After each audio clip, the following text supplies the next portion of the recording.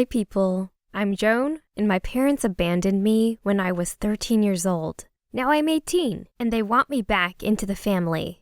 I'm completely at a loss, and I want to share my story with you. Maybe you'll help me decide what to do next. I had a completely average childhood. Definitely not the greatest, but not too bad either. There wasn't much money in my family. We lived in a tiny house with just a couple of rooms and no backyard. Our neighborhood was one of those where you could see the sheets drying right in the yards and old women rinsing their clothes in the ponds. Typical outskirts of a city, I'd say. There were also many other kids around to play with. We've got a large company where children of different ages ran along each other. The older ones were looking after the younger ones, while our parents were busy working. Mine, for example, packed drugs on an assembly line at a local pharmaceutical factory. The neighbor boy's mother, for example, worked on an assembly line at a candy factory, and sometimes she brought home bags full of substandard goods. We all envied him. The rest of us rarely got sweets, if only on holidays or as a reward for very good progress at school. As for me, my studies didn't go too well. Therefore, I received candy only on holidays. I never wondered whether my parents loved me or not. I was 100% sure they did. Even though they were always busy, they always found some time to play with me, tell me a fairy tale, or just watch television together if they were too tired. Well, I always tried to be a good daughter. I've done cooking and cleaning since I was 7 without the need for any reminders. I fondly remember my childhood to this very day. We were a happy family and really loved each other. That's why I still cannot understand the things that happened next. You see, on my 13th birthday, my parents gave me a very unusual gift. They sent me to a boarding school and seemingly forgot that I'd ever existed. That day, I came home from school hoping for a festive evening and even a gift or two. Instead, there was a social worker waiting for me in front of our house. My parents packed all my belongings beforehand and didn't even say goodbye to me. They just discarded me like trash and seemingly forgot about my very existence. The next few years turned into utter hell. The local children were actually okay. Yeah, I've got some problems, but managed to solve them quite quickly. I was never a sissy. I grew up in even worse general conditions as them.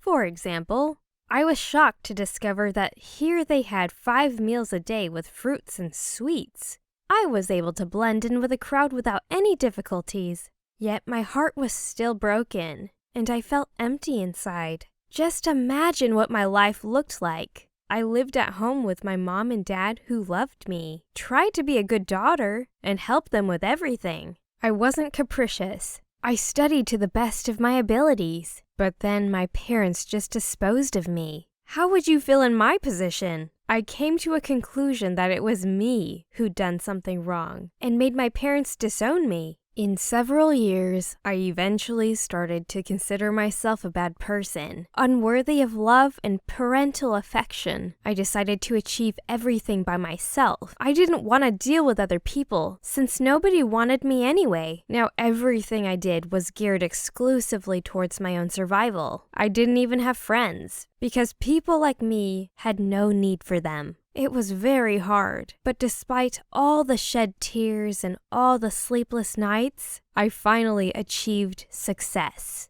I got everything I could ever want. I finished school with the highest scores, entered a high-ranking university with a scholarship to boot. I've even managed to get a dwelling of my own. Usually our government loans kids from boarding schools dorm rooms, and I managed to get a whole apartment for myself. It's small, sure, but it's all mine. I legally own it now. Now, I'm 19 years old. My studies continue, and I have very promising work. I'm a nurse in a medical unit. Girls don't usually do such work, but I'm okay with it. When I finish my education, I'll be a full-fledged surgeon. Furthermore, my local supervisors have already promised me an internship, and when the local doctor retires, I'll take his place. In general, I've got a hold of my life. Everyone says that I'm too cruel with people sometimes. Well, my life was not too joyful either. I am who I am, and I don't care what the others say. And recently, my parents found me and suddenly requested for a meeting. For years, I've been trying to forget about them. For years, I've had nightmares where they abandoned me again and again. And now, when I finally managed to get a hold of my life, they showed up all of a sudden and asked for a meeting. Well, I'm a bitter girl, but not a sadistic one. Besides, I was really interested in what they would tell me, so I agreed. And as soon as we met, they began to cry and begged me to forgive them and return home. Such audacity. They threw me away themselves. And now they wanted to get me back? Naturally, I got up and left. I didn't even say anything to them. And now I'm forced to think about their actions once again. Why did they do this to me? I'm 100% not ready to forgive Mom and Dad. And I doubt I'd be able to understand them. But maybe I should have listened to what they were trying to tell me? What do you think? Greetings. I'm Evelyn, and I'm Joan's mom. There have been many mistakes in my life, and now my husband and I pay for the worst one of them. We abandoned our daughter while she was still a kid, and she can't forgive us now. But we had very real reasons to do so. We've always been living in debt. We bought our small house with a mortgage from the factory, and we've been paying for the mortgage for years. Sometimes we hardly had money for food, but we still survived. You see, everyone in our neighborhood lived in approximately the same conditions, and all of us considered them the norm. Then we had a baby. Our daughter made our life more difficult, but it was still bearable. I gave birth to Joan late in life. I was already 37 at the time. Everyone said that it would be better for us to remain childless. Still, we were doing just fine. We managed to make some savings beforehand and even made a nice nursery for our girl. They say that children are the incarnation of joy, and Joan certainly was our greatest treasure. We really loved our girl. We gave everything to her, even to the point that me and my husband starved so that Joan would get some food. At night, I made new dresses for our daughter from my own clothes and my husband's shirts.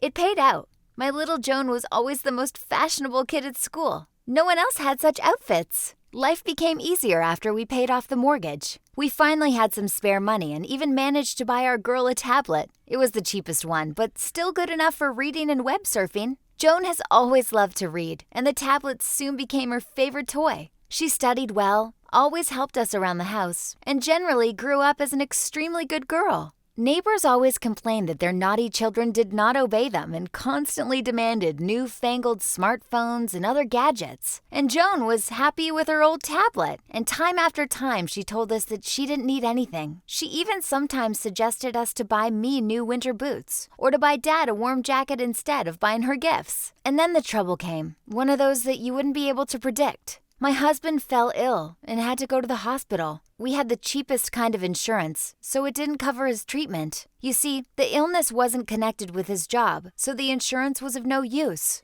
I had to take a loan at high interest rates to pay for the treatment. Of course, we did not tell anything about it to Joan. My husband and I didn't want to bother our child with unnecessary information. So she knew that Dad was in the hospital, even went there with me several times to visit him and drew some pictures for him. But she knew nothing about our financial troubles. You see, she was only 12 at the moment. The problem was that we had no way to pay back this loan. We scarcely even managed to cover the interest costs, but couldn't do anything with the principal part. That's how we ended up in a money pit. I went to the bank, asked for an extension, begged, and even suggested to work for them to repay the loan. But they didn't even listen to me. The bank sold our debt to collectors and washed its hands of it. And the collectors turned out to be utter monsters. From the doorway, they began to threaten us. They knew our weak spot. They didn't promise to set our house on fire or crack down on my husband and me. The collectors said that we were to bring them twice the amount of our initial debt in a couple of months, or we wouldn't see Joan ever again. Their main man, who has such a nasty smile, told us that he knew everything about our family, even which school our daughter went to and what time she usually remained at home alone. It was so easy for them to simply make her disappear without a trace. A nice incentive for unreliable borrowers, he said. Such news has almost made my husband and me ill again. We had a talk, cried a lot, and decided that our girl would never fall into the collector's clutches, especially because of our fault. And then we went to child services and gave up our parental rights. You see, we would never give up our child otherwise. She was everything we had dear, but there was no other choice. Either we gave her up, or those freaks would have taken her. So we chose the lesser of two evils, and as it turned out, it was the right choice. I went to that boarding school from time to time. I spied on Joan through the bars when she wasn't paying attention. That's how I knew my girl was doing well, maybe even better than at home. Over the years, she grew up strong and healthy. Of course, no money or food could be an adequate substitute to maternal care, but there was nothing else I could have done for her.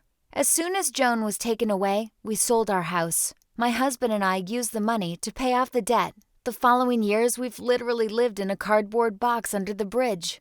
We ate from the garbage dump near the supermarket. A kind employee there always left us some food that was too damaged or rotten. We washed ourselves in a cafe nearby. We managed to keep our jobs, but didn't spend our salaries. Several times we had to buy some clothes so that they won't fire us, but that's all. Several years have passed, and we managed to buy the house back. And then my husband and I called our daughter and asked for a meeting. I don't blame Joan. I probably wouldn't listen to us either if I were her. I can't really forgive ourselves for all of the terrible things she had to endure. You are fortunate. You don't even know how painful it is when your only child turns away from you with hatred in her eyes. So this is my story.